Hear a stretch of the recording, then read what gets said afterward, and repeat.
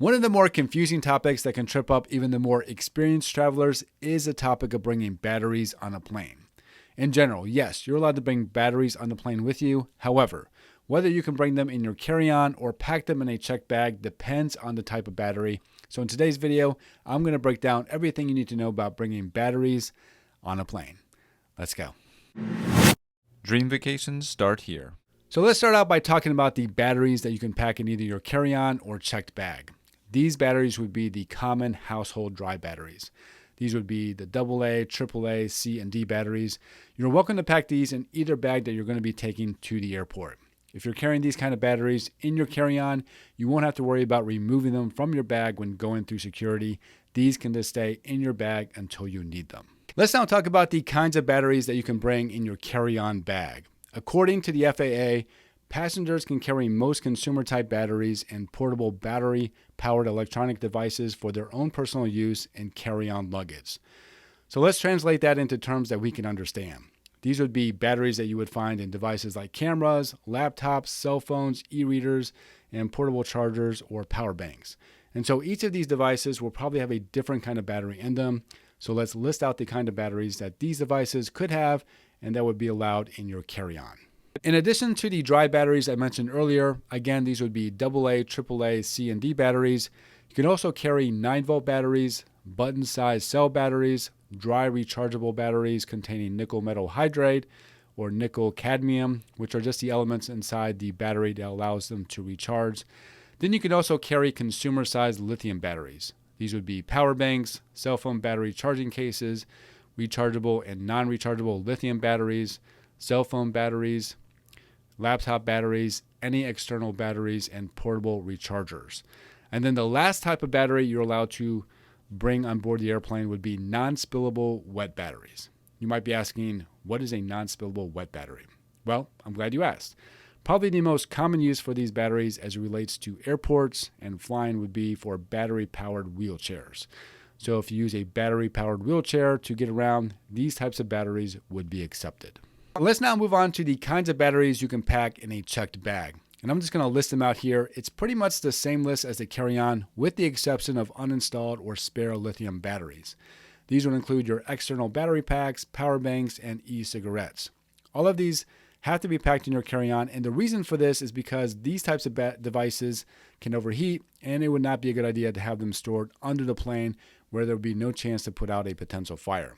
Another important thing to mention is that if you're forced to gate check your carry-on, which is where your carry-on gets stored under the plane with the other checked luggage, mainly due to the overhead bin compartments being full, you will have to remove any power banks, portable chargers, and e-cigarettes out of your carry-on before it gets stored underneath the airplane. Laptops and tablets can be kept in your checked luggage as long as they are all the way turned off. You also want to make sure to inspect any devices to make sure they are not damaged, and it's a good idea to keep any batteries in a protective case. Now, there is a size and quantity limit for certain batteries, so let's cover what those are. Lithium metal batteries, which are the non-rechargeable type, are limited to 2 grams of lithium per battery. The lithium-ion batteries, which are the rechargeable type, are limited to a rating of 100 watt-hours per battery. Most newer batteries will have the watt-hours on them, but if they don't, you can calculate the watt-hour per battery by multiplying the battery voltage by the amp-hours. Both of these should be displayed on the battery. If you happen to notice an mAh on your battery, that M stands for milliamp, and so you'll need to divide that number by 1,000, which will then give you the watt-hours. These limits are going to allow for nearly all types of lithium batteries used by the average person in their electronic devices, so you shouldn't have to worry about going over the limit. With airline approval, you can also carry up to 2 spare larger lithium-ion batteries. This would be from the range of 101 to 160 watt-hours, or the lithium metal batteries from 2 to 8 grams. This size covers the larger aftermarket extended life laptop computer batteries and some larger batteries used in professional audio-visual equipment. So if you're in that field of work, you'll still be able to carry your equipment with you. The quantity limits for most batteries are unlimited, although the batteries must be for use by you, the passenger. If you're trying to carry batteries that you're going to either sell or distribute, such as vendor samples, those would be prohibited on a flight. As I mentioned earlier, batteries must be protected from damage. Battery terminals, usually the ends, must be protected from short circuit, which means the terminals must not come in contact with other metal. Methods to prevent this would include leaving the batteries in their retail packaging, covering battery terminals with tape, using a battery case, using a battery sleeve in a camera bag, or putting them snugly in a plastic or protective pouch. If you're going to be bringing damaged or recalled batteries, which are likely to create sparks or generate a dangerous evolution of heat, must not be carried on board the airplane, such as in your carry-on or checked baggage, unless the damaged or recalled battery has been removed or otherwise made safe. Another thing I want to mention is that some of the newer carry-ons now have integrated chargers in them that can be used as backup batteries. These are otherwise known as smart luggage.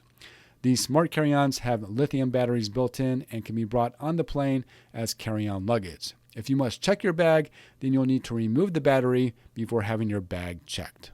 So what should you do if your battery starts overheating on your flight? If you notice your device or battery expanding, overheating, smoking, or burning, you first want to hit the flight attendant call button, which will be located directly above your head.